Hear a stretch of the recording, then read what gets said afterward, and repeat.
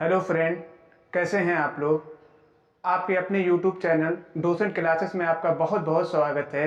आज हम लोग वास्तविक संख्या के बारे में पढ़ेंगे कि वास्तविक संख्या क्या होती है। वास्तविक संख्या के बारे में उसके अनगिनत बहुत से रूल और नियम होते हैं, उसके बारे में हम लोग पढ़ेंगे कि वास्तविक संख्या क्या होती है। आइए हम लोग पढ़ते हैं कि वास्तविक संख्या को दो जगह बांटा गया है। दुनिया में दो प्रकार के नंबर होते हैं, एक होता है आपका दशमलव वाली संख्या और एक होती है आपकी बिना दशमलव वाली संख्या। दशमलव वाली संख्या जितनी भी होती हैं ये आपकी परमेय संख्या भी होती है और साथ ही साथ अपरमेय संख्या भी होती है। और बिना दशमलव वाली संख्या सभी परमेय संख्या होती है। कहने का मतलब क्या है कि बिना दशमलव वाली संख्या जैसे आपने ले लिया 1 2 3 4 5, ये सब जितनी भी संख्या होती है, आप इसमें जीरो भी इंक्लूड कर सकते हैं। ये सभी संख्या क्या होती हैं? परमेय संख्या होती है। परमेय संख्या के बारे में अभी हम लोग डिस्कस करेंगे। ये जीरो हो गई, एक हो गया, दो हो गया, तीन हो गया, चार हो गया, पांच हो गया और एक्सेट्रा। इसमें जितनी भी तमाम वैल्यूज होती हैं, जो तमाम संख्या होती हैं, ये सभी संख्या क्या होती हैं? p बटा q के रूप में होती हैं, जहां p और q एक पूर्णांक संख्या होती है। और परमेय संख्या और अपरमेय संख्याओं के समुच्चय को वास्तविक संख्या कहते हैं। सपोज दैट आपने परमेय संख्या ले लिया, जैसे हमने ले लिया p बटा में q, ये p बटा में q के रूप में है परमेय संख्या। और आपको लेना है अपरमेय संख्या जो p बटा q के रूप में ना हो। p बटा q के रूप में मतलब 1 बटा में 2 आपने ले लिया, 2 ले लिया आपने, 3 ले लिया। और p बटा क्यूब यानी अपरमेय संख्या की जो वैल्यूज होती है, जो जिनका परफेक्ट स्क्वायर नहीं निकलता है। जैसे कड़ी में आपकी वैल्यूज होती है 15, कड़ी में वैल्यूज होती है आपकी 14, कड़ी में वैल्यूज होती है 13। ये सभी संख्याएं होती हैं, ये क्या होती हैं? आपकी अपरमेय संख्या होती हैं। परमेय संख्या का रूल ये बताता है आपको कि p बटा q के रूप में होना चाहिए, p एक पूर्णांक होना चाहिए और z भी और q भी एक पूर्णांक संख्या होनी चाहिए। कहने का मतलब क्या है? जो p बटा q के रूप में है, p एक पूर्णांक होना चाहिए और q भी एक पूर्णांक होना चाहिए। और साथ ही साथ q बराबर 0 के रूप में नहीं लिख सकते हैं। आपने किताबों में देखा होगा कि p बटा में q लिखा रहता है, जहां q बराबर does not is equal to 0 लिखा रहता है। इसका कहने का मतलब ये है कि आप q को 0 नहीं ले सकते। उसकी सबसे बड़ी वजह क्या है कि जैसे आपने लिया, सपोज दैट p बटा में q ले लिया, मान ली कोई संख्या ले ली 1 बटा में 0। ये तो सही है कि p एक पूर्णांक संख्या है, q भी एक पूर्णांक संख्या है। अब सवाल इस बात का है कि जब इसको आप डिवाइड करिएगा 1 बटा 0 को, तो ये वैल्यूज क्या होगी? इनफाइनाइट होगी। जितनी भी दुनिया में संख्याएं होती हैं, अगर आप उसको 0 से भाग करते हैं तो वो संख्या क्या कहलाती हैं? वो संख्याएं इनफाइनाइट कहलाती है। और इनफाइनाइट पे हम लोग चर्चा नहीं करेंगे। हम लोगों तो चर्चा करना है कोई एक ऐसी वैल्यू जो दशमलव वाली हो, बिना दशमलव वाली हो, क्योंकि हम लोग पढ़े हैं वास्तविक संख्या। अब वास्तविक संख्या के अंतर्गत ये आता है कि बिना दशमलव वाली और दशमलव वाली संख्या क्या होती है आपकी हैं? वो सभी संख्या क्या होती है? वास्तविक संख्या होती है। अब बिना दशमलव वाली में संख्या में से निकल कर आता है आपका परमेय संख्या।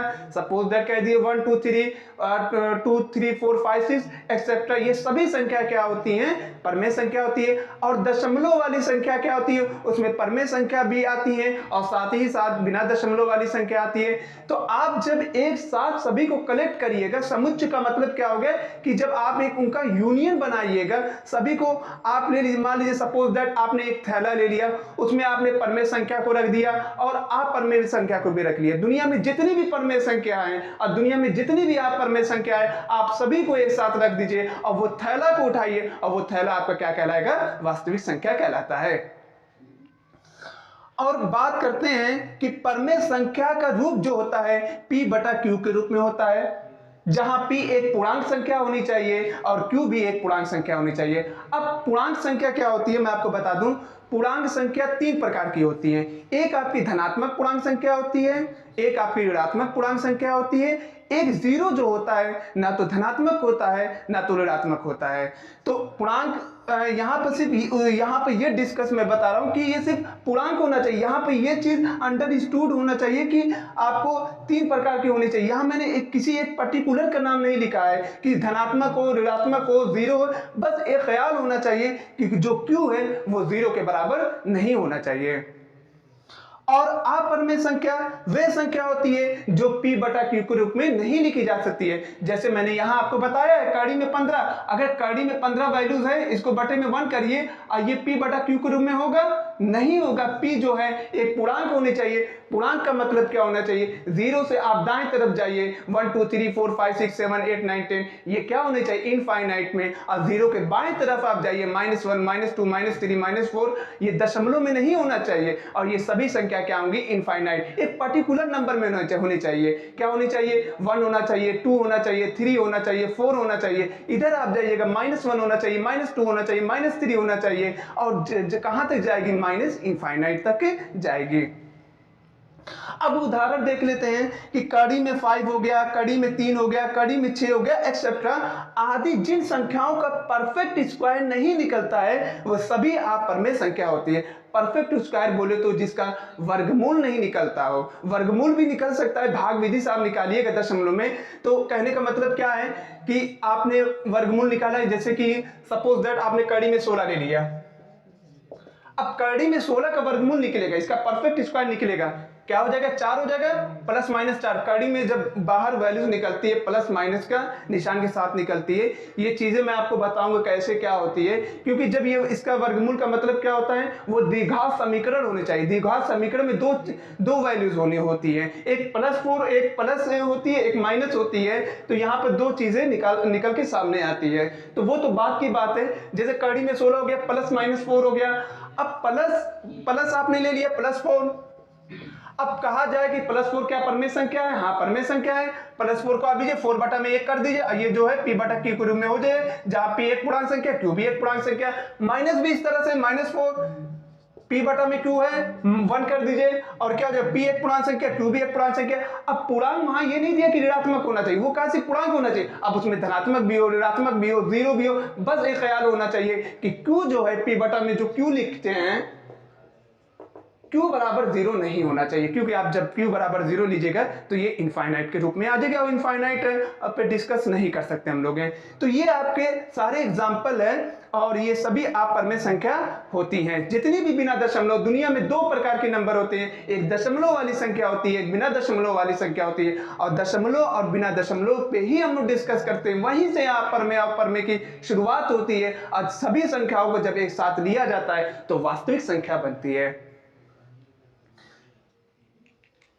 तो आज के इस वीडियो में वास्तविक संख्या हमने बताया, और अगले लेक्चर में और भी जो इसके एग्जाम्पल होते हैं, उदाहरण होते हैं, जो भी तरह तरह के क्वेश्चन होते हैं परिमेय संख्या के बारे में, और भी जो डाउटनेस है परिमेय संख्या के बारे में, कि परिमेय संख्या की 2-4 डाउटनेस ये होती है कि जैसे आपने कहा कि एक सवाल ये उठता है कि परिमेय संख्या अगर दशमलव में दी जाए तो उसको कैसे किया जाए। देखिए, मैं आपको एक चीज बता देता हूं कि दशमलव के बाद अगर गिनती रिपीट होती है, अगर गिनती खत्म होती है, तो वो संख्या परिमेय संख्या होती है। जैसे सपोज दैट 1.23, देखिए गिनती क्या हो गई? खत्म हो गई। अगर गिनती दशमलव के बाद गिनती रिपीट हो रही है 1.23 23 23, वो भी परिमेय संख्या होती है। और अपरिमेय संख्या की पहचान होती है दशमलव के बाद ना तो गिनती खत्म होती है, ना तो रिपीट होती है। तो ऐसी संख्याओं को अपरिमेय संख्या कहते हैं। जब आप कड़ी में 15 की वैल्यू निकालिएगा भाग विधि से, तो वो क्या होगी? 3 दशमलव कुछ वैल्यूज इस तरह से चलती जाएगी, और ना तो दशमलव के बाद ना तो वो गिनती रिपीट होगी, ना तो खत्म होगी। तभी कहा जाता है कि जितने भी परफेक्ट स्क्वायर जिसका नहीं निकलता है वो अपरिमेय संख्या होती है। तो आज की वीडियो में बस इतना ही, और मुझे दीजिए इजाजत। तब तक के लिए धन्यवाद।